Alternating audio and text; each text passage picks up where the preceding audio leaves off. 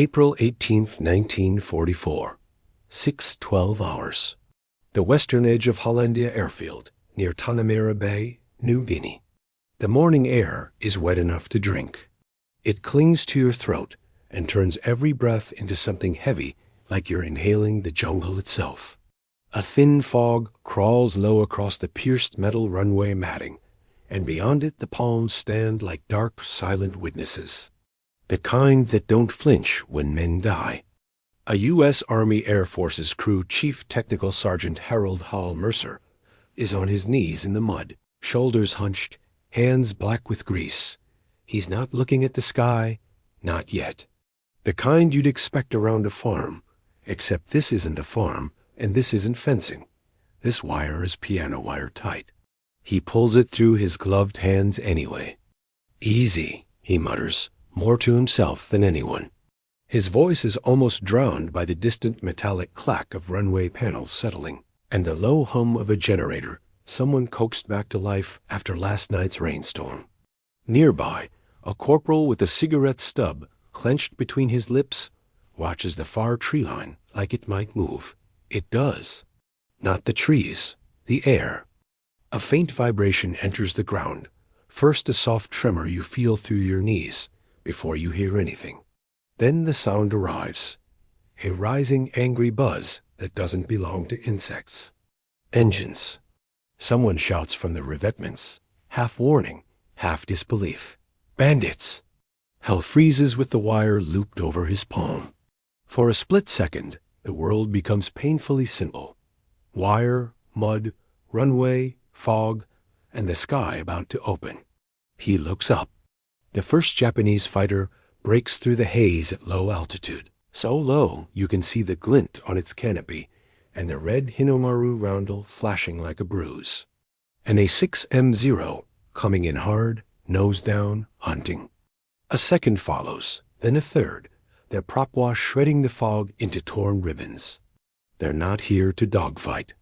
They're here to strafe to rake this newborn airfield before it can bite back. The men on the ground scatter for cover, boots slipping in the muck. A few dive behind sandbags. A few don't make it that far. And Hal stands there like a man watching a train he knows he can't outrun, because the wire in his hands isn't finished. It's stretched between two posts hammered into the ground only hours ago. There are more posts, more wire, and more of Hal's midnight improvisation hidden in the fog lines set at wheel height, angled across a strip of open ground where Japanese pilots love to skim before they climb out over the bay. It's not a wall. It's a tripwire for airplanes. The first zero drops even lower. You can almost feel the pressure of the propeller in your chest. The pilot wants a clean pass. Guns on target, wheels never touching. The wire flashes just once like a silver needle in the gray. A sound snaps across the field. A sharp, violent twang that cuts through engine noise like a cracked whip. For an instant, nothing makes sense. The fighter keeps going as if the world has rules. Then the wire bites. It doesn't slice like a knife. It jerks like a fist. The plane yaws hard left, wingtip dipping. The pilot tries to correct rudder, ailerons, instinct, but the wire has already stolen the shape of his flight. Metal shrieks. The Zero's wing clips the ground. Dirt and runway matting explode upward. The fighter cartwheels in a blur of aluminum, fabric, and flame, smashing into the edge of a revetment where fuel drums are stacked. The drums go up like the morning itself just caught fire. A column of black smoke punches into the sky. The shock wave hits Hal a heartbeat later hot, forceful, full of grit. Men scream. Someone laughs, not because it's funny, but because the human brain sometimes can't decide what else to do. Hal's eyes are wide. He's still holding the wire. The wire is still vibrating, singing faintly like a living thing. The second zero pulls up abruptly, startled too late. He's already committed to the line. He sees the smoke. He sees the wreck. His nose pitches up, and for a second he might clear it. But the trap isn't one line. Hal's fence is staggered too, sometimes 3 wires at slightly different heights, crisscrossed where the pilot's least expected. There's a reason he's a mechanic. He understands how machines behave when you interrupt them at the wrong moment. The second plane catches a higher strand near the belly. The wire snaps taut, and the Zero's nose jerks downward as if an invisible hand grabbed it by the chin. It hits the runway panels with a sound like God slamming a door. The fighter skids, sparks spraying in long, bright arcs. It tears across the matting, spinning, shedding pieces of itself, and then crumples into the mud at the field's edge. The engine whines and dies in a horrible, wet choke. Silence brief, stunned except for the crackle of burning fuel. Hal hears his own breathing. He tastes copper. His hands are trembling so hard he can barely let go of the wire. Someone yells, "Do it again!" But there's no time to celebrate.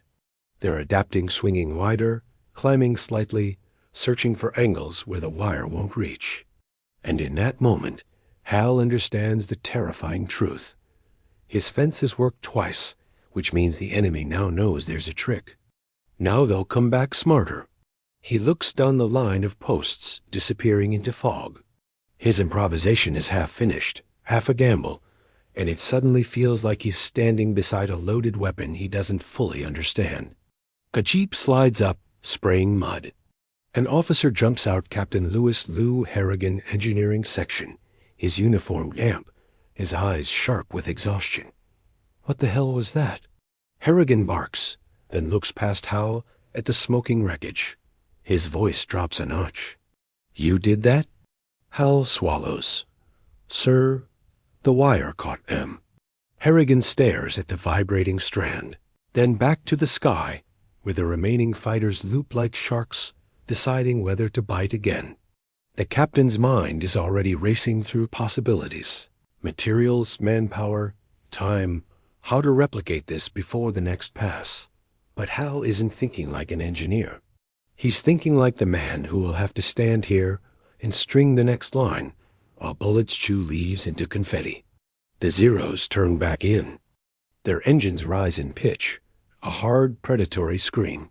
The third aircraft drops toward the field-different line, different angle, its pilot choosing a path that should avoid the smoke, avoid the known wire.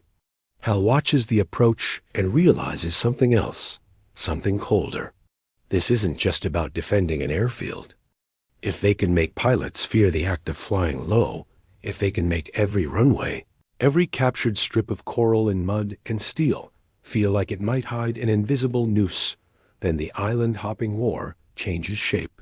Harrigan grabs Hal by the shoulder, shouting over the roar. "How many lines can you rig? How fast?" Hal's mouth is dry. He looks at the posts, at the spools, at the fog. Then he looks at the incoming Zero, lining up for its run. And Hal answers with the only truth he has. "Fast enough, sir, if they give me 10 minutes." The Zero drops lower, lower. So low you can see the pilot's head move in the canopy, searching, squinting through haze for anything out of place. But the wire is nearly invisible, now wet, thin, perfectly cruel. Hal's trap is about to take its third bite, or snap back in his face. The third Zero is so low the fog beads on its wings. For a heartbeat, it looks unreal, like a model pulled on a string, across a child's diorama, until the prop wash slams into the airfield and everyone flinches at once. Sandbags shudder. Loose canvas snaps. The jungle line ripples as if the trees are trying to duck. Hal Mercer doesn't move. He can't. He's locked into that awful state where you're watching a disaster unfold in slow motion, aware of every detail and powerless to stop any of it. The wire in front of him is taut, trembling, still singing from the last hit. Captain Lew Harrigan is yelling into a field phone that doesn't want to work in this humidity. "Get me every spool of wire on this strip-barbed, smooth, doesn't matter. And keep your heads down." His voice cracks on the last words. The Zero begins its firing pass. Its nose dips a fraction, and muzzle flashes blink at the cowling tiny staccato bursts that turn into a roaring saw. Tracers stitch across the runway, bright and indifferent. The sound isn't just loud. It's intimate, like the rounds are whispering past your ear. A mechanic near the revetments, Private First Class Eddie Rosells, throws himself flat. He tastes dirt and cordite. Hal watches the Zero's belly glide across his view. He can see the panel seams, the scuffs, the oil streaks. He can almost see the pilot's impatience, that confidence that comes from knowing you're the hunter, and the men below you are pinned to the ground. Then the Zero's right wingtip crosses the invisible line. The wire catches, but not cleanly. Not like the first two. This time, the plane snags the strand with a hard scraping vibration that screams through the posts. The wire doesn't sever immediately. It drags.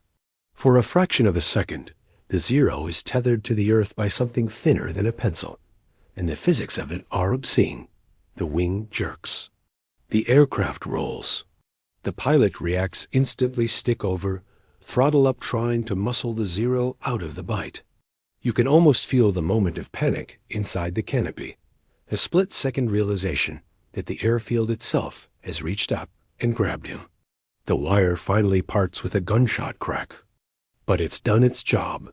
The Zero slams a wing into the runway matting, and a spray of sparks bursts out like fireworks against the gray morning. The aircraft skids sideways, carving a scar through the pierced steel planking. It doesn't flip, doesn't explode, not yet. It slides out of control toward the far side of the strip, where the ground turns to mud and the mud turns to drainage ditch. The pilot tries to save it. He's still alive, still fighting the machine. The Zero's tail fishtails, the propeller clipping the ground in a violent blur. The engine coughs. Then the fighter digs in. The nose pitches down, the tail lifts, and the Zero tumbles once slow, grotesque before, collapsing into the ditch with a final crunch that you feel more than hear. For a moment, the airfield is quiet in a way that doesn't belong to war. 3 aircraft downed. 3. Harrigan lowers the useless phone slowly, staring at the ditch like it just swallowed a myth. Hal can see it on the captain's face, the shift from surprise to calculation. This isn't luck anymore. This is a method. Who taught you that? Harrigan asks, voice low, as if speaking too loud might break the spell. Hal swallows. Nobody, sir. He wants to say something clever. He wants to sound like the kind of man who has plans. But the truth is uglier. He built the first line because they were outgunned, outnumbered, and the jungle was full of things that wanted them dead. He built it because mechanics spend their lives watching machines fail, and he knew pilots couldn't dodge what they couldn't see. A shout rises from the revetments. More coming. Hal looks up. The remaining Zeros are climbing now, regrouping higher than before. They're no longer making lazy, low passes. They're circling, watching, probing like they have just discovered the ground is dangerous too. Harrigan's gaze follows them. They'll change tactics, he says, half to himself. They'll come steeper. Or they'll bomb. Or they'll mark the wires. And they'll tell everyone? Hal finishes, surprising himself. Harrigan turns back to him. What? Hal points with a grease-blackened finger toward the wreck in the ditch, toward the smoke still climbing. If one of them gets away, he'll tell the next airfield. A trick only works until the enemy knows it exists. And yet, Harrigan's eyes' narrow knowledge cuts both ways. Then we don't just build it here, Harrigan says. His voice firms, becoming an order you could hang your life on. We build it everywhere. We make them expect it. We make every strip, every coral runway, every jungle clearing feel like a trap. Hal's stomach tightens. Sir, we don't have time. We barely have wire. Harrigan looks around the field. Men are emerging from cover, faces smeared with mud, eyes bright with adrenaline. A few stare at Hal like he's a magician. Others stare at the sky like it's about to punish them for daring to win. Harrigan raises his voice. Listen up, I need posts.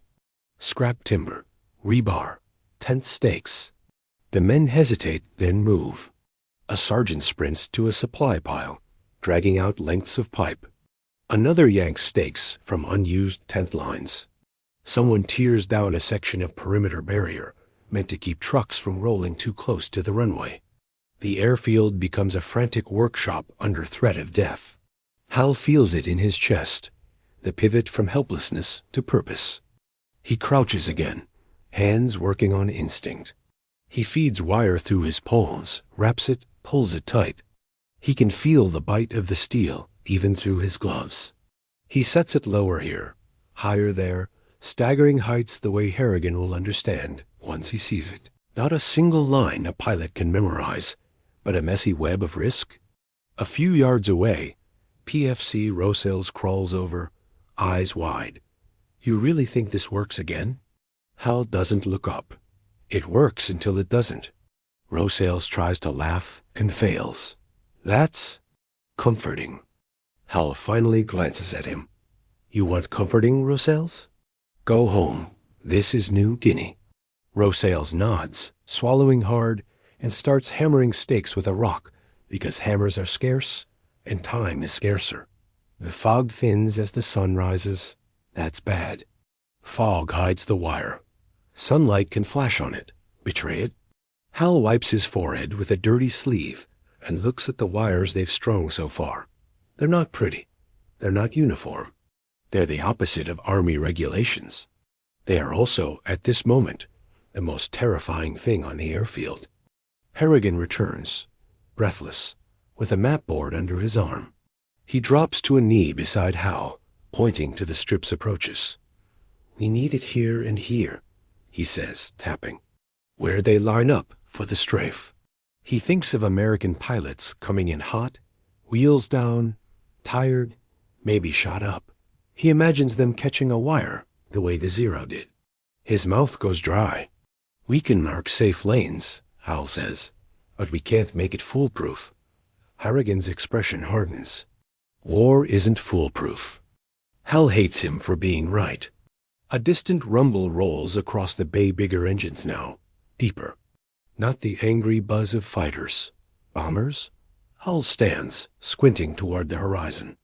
Through thinning cloud, shapes begin to form dark specks multiplying, moving in a line that feels deliberate. Too organized for fighters. Harrigan sees it too. Get the guns up, he shouts. And keep stringing. The men move faster. Hands bleed. Posts go in crooked. Wire tangles, snaps, gets retied. The airfield is transforming into something unnatural. A place where the ground itself is rigged to punish low flight. Hal steps back, breathing hard, and finally notices the wire's song is changed. It isn't just vibrating now. It's humming faintly in the breeze, like the whole strip is strung like an instrument. A trap you can hear if you're close enough. He can't stop thinking. What happens when the enemy stops coming low? What happens when they come high and drop their bombs, and the wire does nothing at all? Then he sees something that makes his blood run colder. At the edge of the fog, along the far side of the field, a small group of figures moves, too upright to be American mechanics, too purposeful to be panicked. One lifts something to his face, binoculars. Another points, not at the wrecks, but at the line of posts. Someone is watching them from the jungle. Harrigan notices Hal's stare. What is it? Hal speaks carefully, as if saying it louder might make it true. Sir, I think they've got spotters. Harrigan's eyes narrow. Japanese ground observers? Hal nods once. If they can see the wire, they can mark it. They can tell the pilots exactly where it is. Harrigan looks up at the growing shapes in the sky, then back to the jungle line, then back to Hal's web of steel. The captain's face goes tight with a new kind of fear, one that isn't about aircraft, but about what's already crawled close to the runway while everyone's eyes were on the sky. Because if there are spotters out there, the next wave won't be guessing. The next wave will come aimed. And Hal Mercer, kneeling in the mud with wire cutting into his hands, realizes the airfield hasn't just become a trap for planes. It may have become a trap for them. Harrigan doesn't waste words. He just raises an arm and chops it toward the tree line. Garrison detail flush that brush. Now, two riflemen peel off from behind the sandbags, moving in a low crouch along the drainage ditch. Their helmets bob through elephant grass. One is a lanky staff sergeant with a carbine CSGT, Frank Delgado, and the other, a compact, quick-moving private PVT, Calvin. Carl Rourke, whose face looks too young for the hard set of his jaw. They disappear into green shadow. Hal Mercer watches them go and feels a cold thread pull tight inside him. It's one thing to rig wire and pray a pilot doesn't see it. It's another thing entirely to realize someone on the ground may be close enough to hear you breathe. Behind him, the airfield is a frantic machine. Men drag fuel cans. Men shove ammo boxes into fighting pits. A .50 Cal crew swings their gun to track the sky. Somewhere a radio squawks with half-heard call signs and static. The stink of burning aviation gas lays over everything like a blanket you can't throw off. And above it all, that deeper rumble grows engines with weight. The first bomber breaks through the cloud layer, and the scale of it hits you in the gut. Twin engines, long wings. It isn't a Zero. It's a Mitsubishi Kit-21 Sally, Army bomber, coming in at medium altitude with a calmness that feels insulting after the chaos below. Another follows, and another. Harrigan's eyes flick to Hal's wire, web, then to the bombers, then back. The trap he's just bet lives on is designed for low passes, not high arcs. Hal feels his mouth go dry. The Ki-21s level off. The first bombs fall, and timed as that war thing stretching, thinning, until you can count heartbeats between sight and impact. They hit the far end of the runway with a brutal, flat crack. Steel planking bucks and flips. Mud geysers up. The shockwave slams into Hal's chest like a shove. A second string impacts near the fuel revetments, and flame blooms again, taller, angrier. Hal throws himself behind a post as debris whips past. The wire hum becomes a shriek as blast pressure hits it. Posts flex. A few lean. One tears loose and snaps back, whipping the air with a sound like a belt. Harrigan crawls to Hal through wet dirt, face streaked with mud and ash. "Keep those lines up," he yells. "If they come back low after the drop, we make them pay." Hal wants to shout back that the lines may not survive another run, that the airfield is turning into craters and fire. But his hands are already moving, retying a loose strand, pulling it tight until his fingers burn. That's the strange thing about panic when you have a job. Your body chooses the job because it's something you can control. A second wave of bombs walks closer. One detonates near a parked P-38 Lightning, and the blast tears the aircraft's skin open like paper. Hal flinches at the sight, not just because it's expensive, not just because it's theirs, but because it's proof that the enemy doesn't need to see the wire to break the field. They just need to keep dropping steel until no one can use it. A .50 Cal finally finds a bomber's range. The gun shatters, a hard mechanical stutter, and tracer arcs upward in a bright chain. The bomber keeps coming, but a thin ribbon of smoke begins trailing from its right engine. Not enough. Not yet. Harrigan's gaze snaps back to the jungle line. His voice lowers into something more dangerous than shouting. Where are Delgado and Rourke? Hal looks toward the brush. Nothing. Just wet green and moving leaves. Then 3 quick pops. Rifle shots. Close. Hal's neck hairs rise. A moment later, a figure bursts out of the vegetation at a run. It's PVT. Rourke, eyes wide, helmet strap flapping, sprinting in a zigzag as if bullets are already chasing him. They're out there too, maybe 3. Army uniforms? Binocs. One's got a radio field set. They were marking the posts. Harrigan doesn't ask for more. He just nods once, cold. Delgado? Rourke's face tightens. He's still in there.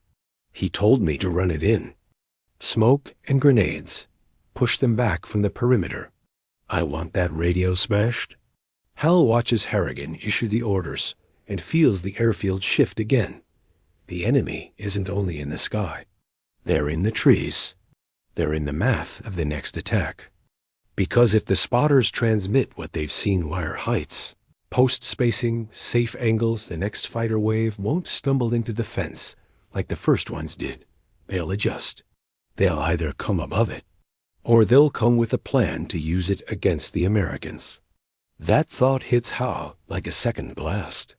Use it against them. His eyes go to the approach lane where, in an hour, an American pilot might bring in a damaged transport, heavy and slow. A C-47 loaded with ammo. A wounded bird limping in on one engine. A Navy liaison plane trying to land in smoke and confusion. What happens if someone Japanese spotter, infiltrator, saboteur moves one strand at night, raises it 6 inches, drops it a foot, leaves the safe lane looking safe? The wire would do the rest. Hal's stomach turns, and the airfield fills with the hammering whine of falling fragments, shrapnel and pierced, steel and palm fronds raining down. The wire twitches in the blast wind, its tension singing through the posts. Harrigan grabs Hal's shoulder hard. "Mercer, look at me." Hal meets his eyes. "You built us a weapon," Harrigan says. "Now we've got to treat it like one. That means discipline, control, marking, guards. Nobody touches those lines unless you say so." Hal nods, throat tight. Harrigan's expression softens for half a second, just enough to show the weight he's carrying. "And when our birds come in, you'll be the man who clears them through." Hal hears what's unsaid. If an American plane hits Hal's wire, it won't matter how many zeros the trap took. The story will end the other way. Across the field, smoke thickens into a brown wall. The wrecked Zeros are still burning, but now they're almost lost in the broader firestorm of bomb craters and torn netting. Men move like ghosts through haze, hauling wounded, dragging hoses that barely spit water. Then the sound changes again. Here they come, and they'll be smarter now. Hal wipes sweat and grime from his eyes and stares into the sky. Through gaps in smoke, small shapes drop from altitude zeros again, but not in the same careless hunting pattern. They're coming in pairs, offset, one higher than the other, like they're testing a theory. One of them breaks slightly left toward the area where the spotters were watching. Toward the part of the field where Hal's web is densest, Hal's pulse hammers. He realizes the enemy may already have the measurements. They may already know the safe height. Unless Delgado got that radio. Unless the jungle fight ended the right way. A burst of smoke rises from the tree-lined grenades. Then, faintly, a single rifle shot deliberate, final followed by silence. Hal doesn't know if it was Delgado firing, or Delgado being fired upon. But he doesn't have time to wonder, because the lead Zero drops into its run with a precision that looks practiced. The pilot isn't guessing anymore. He's aiming for a corridor between posts, flying a line that seems impossibly clean. Harrigan leans in, voice tight. "Mercer, tell me he's wrong." Hal stares at the wires, at the plane's path, at the tiny margin between safety and catastrophe. And as the Zero screens closer guns flashing, Hal sees it. A single strand, near the center lane, is sagging lower than it should. Not much, inches, but enough. Enough to catch a wheel. Enough to catch a wing. Enough to turn a safe corridor into a knife. Hal's blood goes cold, because he doesn't remember leaving it that way. Which means someone else touched it. Someone in the chaos. Or someone in the jungle. Hal opens his mouth to shout warning, order, anything. But the Zero is already in the trap's mouth. The Zero is already committed, nose steady, wings level, guns flickering like a welding torch. Hal Mercer's warning catches in his throat.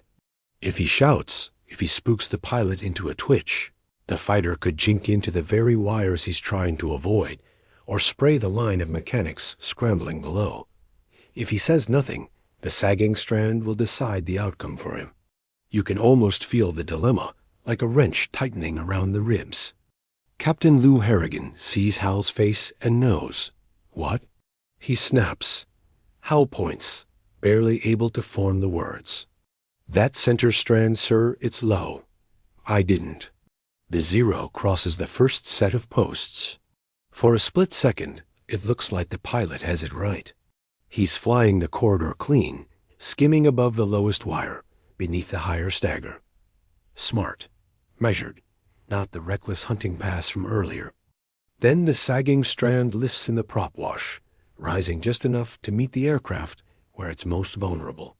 The wire kisses the underside of the right wing. Not a slap. Not a snag. A brief, lethal contact. The zero jerks as if punched. Its wing dips. The pilot hauls back on the stick, trying to climb, but the plane is too low and too fast and too late. The right wheel half extended from a rough strip somewhere else, or knocked loose in the earlier chaos, catches the wire as it springs. This time the wire doesn't break. It holds. The strand goes violin string taut, and the posts shudder like they're about to rip out of the earth. The fighter scrapes along the planking in a shower of metal and flame, still firing, the rounds walking wildly across the field as the pilot fights for control. Men duck. A bullet rips through a canvas tent. Another smashes into a fuel can and sends a thin spray of gasoline arcing into dirt. Thank God it doesn't ignite. Then the zero's prop strikes. The blades hit the runway with a savage grinding scream, and the fighter flips once, then slams down upside down, skidding like a dead thing across steel, until it stops in a crater left by the bomber's earlier run. The field is quiet for one single impossible breath, and then the second zero its wingman drops lower, not to strafe, but to see, to confirm what happened, to learn. Hal watches it and understands the sick genius of what's happening. The Japanese pilots are no longer just attacking. They're running experiments. They're mapping danger in real time. If they can locate the wires visually, if they can learn which lanes are safe, they'll keep their aircraft just high enough to avoid the trap, and just low enough to kill everyone on the ground. A flying ruler. Harrigan swears and waves at the .50 cal crew. Track him. Track him. The gunner swings, lead chasing the zero's path. Tracers arc upward, but the fighter is already climbing, slipping away into higher haze like a thought you can't hold. Hal turns back to the sagging wire, heart thundering. He's staring at it like it's betrayed him. I didn't leave it like that, he says, voice hoarse. Harrigan doesn't answer immediately. His eyes are on the posts, the knots, the tension lines, reading the setup the way a detective reads a crime scene. That wasn't blast damage, the captain says at last. That's a deliberate adjustment. Hal's hands curl into fists. His gloves squeak with wet leather and grit. Then someone got to it. If they had a radio, they could do worse than measure wire. He looks at Hal. They could tell a fighter to come in high enough to clear it, and then drop something across it. Hal stares. Drop something? Anything that can snag and rip our posts out. Or they come in with a belly tank, clip the wire on purpose, and use it like a plow.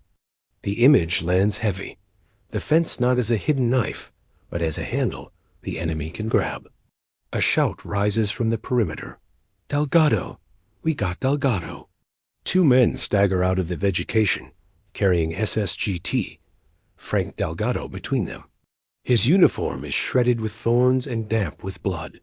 One side of his face is swollen, eye half shut, but he's alive, barely. Delgado's boots drag furrows in the mud as they bring him to Harrigan. He tries to stand straight and fails. Delgado's lips crack into something like a grin. Smashed it, he rasps. With my rifle butt, then I used the rest of the rifle. Harrigan exhales, a tight breath he didn't know he was holding. How many? 2, Delgado says. Third ran. Into the swamp, I think. Hal feels both relief and dread. 2 spotters down means something. A radio smashed means something. But a 3rd running means the enemy still has eyes. Like someone had time. Like someone knew exactly what to do. Harrigan stands, face hardening into command again. "New rule," he announces, loud enough for nearby men to hear. No one touches the wire lines without Mercer present. We mark a single safe lane for our aircraft, and we clear it only when a landing is inbound. Understood? A chorus of weary acknowledgments rises. Hal nods, but the knot in his stomach only tightens. Because a safe lane marked on the ground is also a safe lane, it can be seen from the air. Harrigan seems to read his mind. "We'll use markers that vanish at distance," the captain says. Rags in mud, no white paint. No obvious lines. Hal looks at the wrecked Zero upside down in the crater. Smoke curls from it in thin, lazy spirals. Somewhere inside, a pilot is either dead or praying, trapped by the same physics he came to exploit. And then the next sound arrives, different again.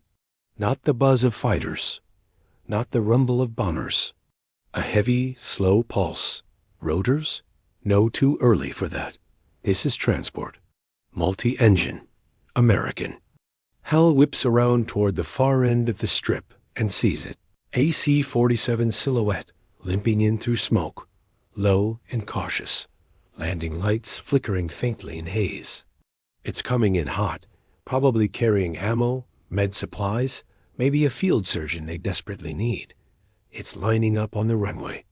On the very lane, Hal has just rigged with invisible death. Harrigan's voice cuts through the chaos like a blade. "Mercer, clear him in." Hal's mouth goes dry. The safe corridor isn't fully marked. The sagging strand has been spotted, but not fully reset. Posts have shifted from blast pressure. Men are scattered. Smoke hides distances and angles.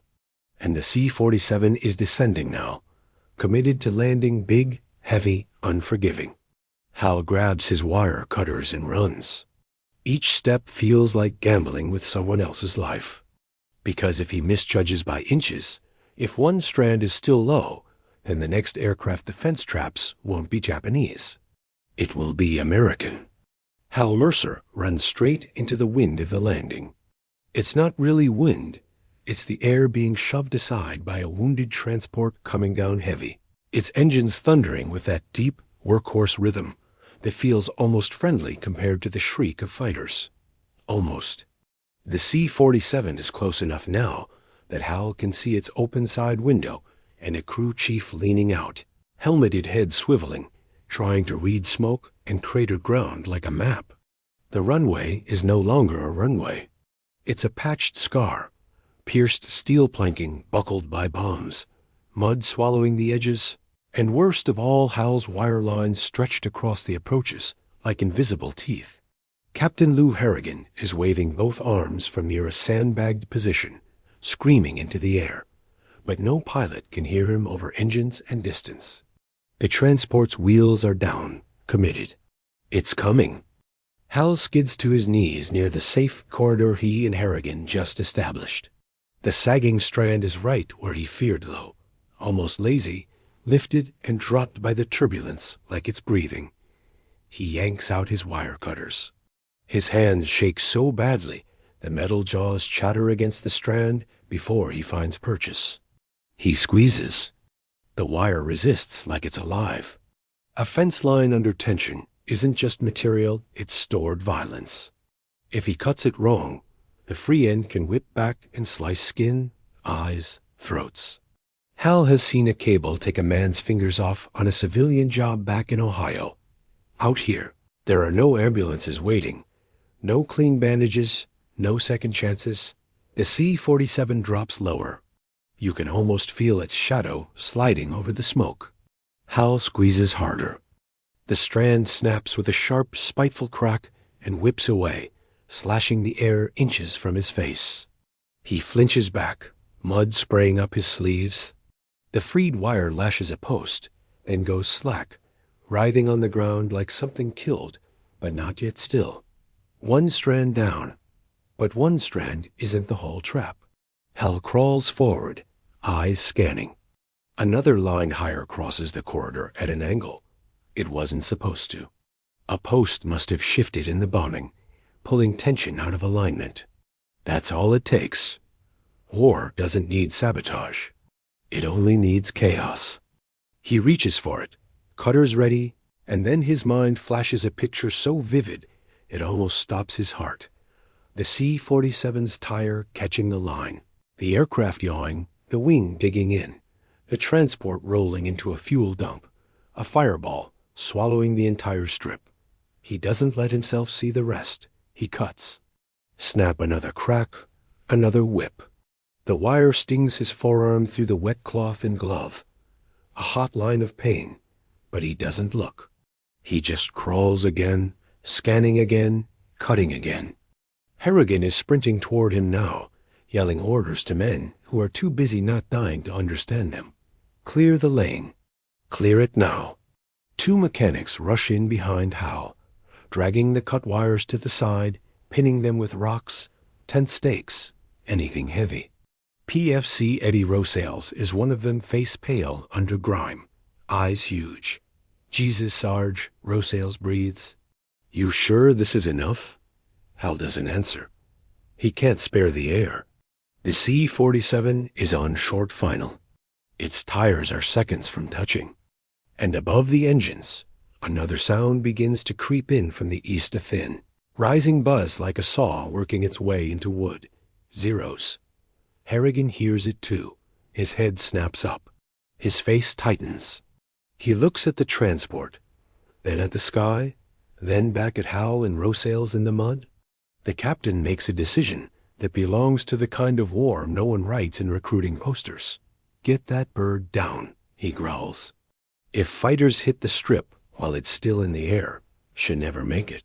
The C-47 flares. The wheels slam onto the matting with a hard, bone-jarring impact.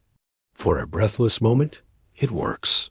The transport thunders along the cleared corridor, the cut wires lying limp and harmless off to the side, posts wobbling but holding.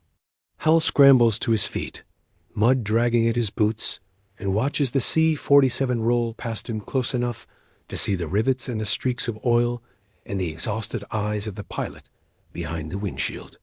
The transport slows then. A burst of gunfire tears across the far end of the strip, not caring about wire anymore, because the wire has already done what the enemy needed. It forced the Americans to reveal a safe path. Even without radio spotters, the sky itself can read patterns. The Zero's tracers rake the runway as the C-47 taxis, and the transport's pilot tries to turn off the strip toward a shallow revetment cut into mud and palm roots. Hal sees a line he didn't cut, one of the higher strands, still stretched across an angle the transport is drifting toward. Not across the corridor he cleared, but across the turn the pilot is making to get off the exposed runway. He runs toward the transport, waving his arms, but it's too late. The C-47's right wing, low and broad, clips the wire. It doesn't catch like it caught the Zeros. It doesn't yank the aircraft out of the sky, but it does what wire always does to aluminum. It bites.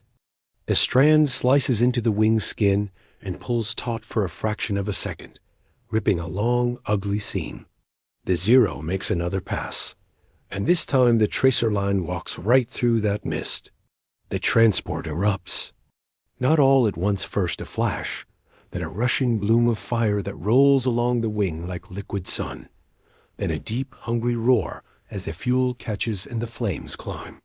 Men leap from the cargo door, some on fire, some dragging others. A crew chief falls hard onto the matting and doesn't get up. Hal stumbles back, stunned by what his hands have caused. Harrigan grabs him by the collar and yanks him down as the Zero's rounds chew the ground where Hal stood. They hit the mud, breathing smoke and grit. When the fighter finally climbs away, the airfield is left with a new kind of silence, one filled with crackling flame and the distant screams of wounded men. His mind tries to reject it, to insist it's a nightmare, that he can still stand and cut the right strand in time.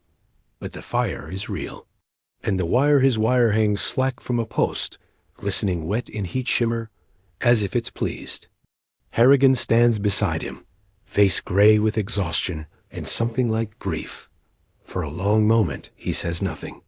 "We turned the field into a trap," the captain says.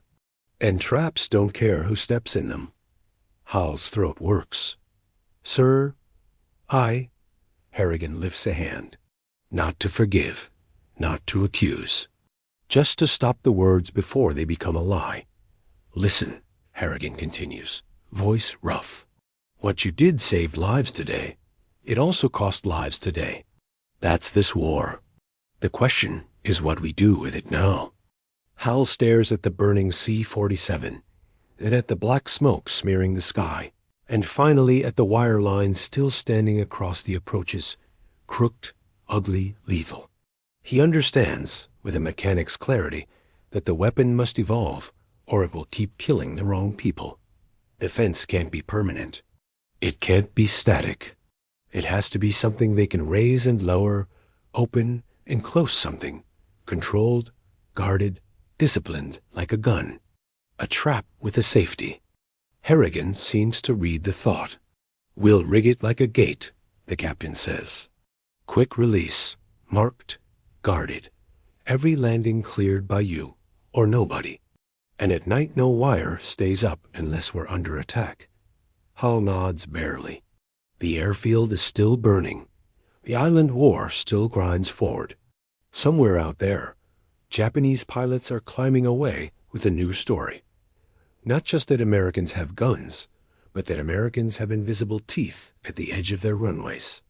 And somewhere on the ground, U.S. crews will start stringing wire across coral strips and jungle clearings, not because it's elegant, but because it works often enough to be worth the terror. In the months that follow through the island hops, through captured strips carved from jungle and reef, the idea spreads. Not always with Hal Mercer's name attached, not always with credit, but the concept travels the way battlefield truths travel, by rumor, by improvisation, by the memory of burned wrecks and pilots who never came home. A mechanic's wire fence becomes doctrine in all but paperwork. And every time a fighter drops low over a newly taken airfield, the pilot has to wonder, just for a second, if the ground is reaching up. Hal stands in the mud, watching the last of the Zero's smoke trail fade into cloud. His hands are blistered. His sleeves are torn. His heart feels older than his body. He looks at the wire, and he doesn't see a clever trick anymore. He sees a choice. A choice men like him will keep making until the war ends. Build something that might save you today, and pray doesn't ruin you tomorrow.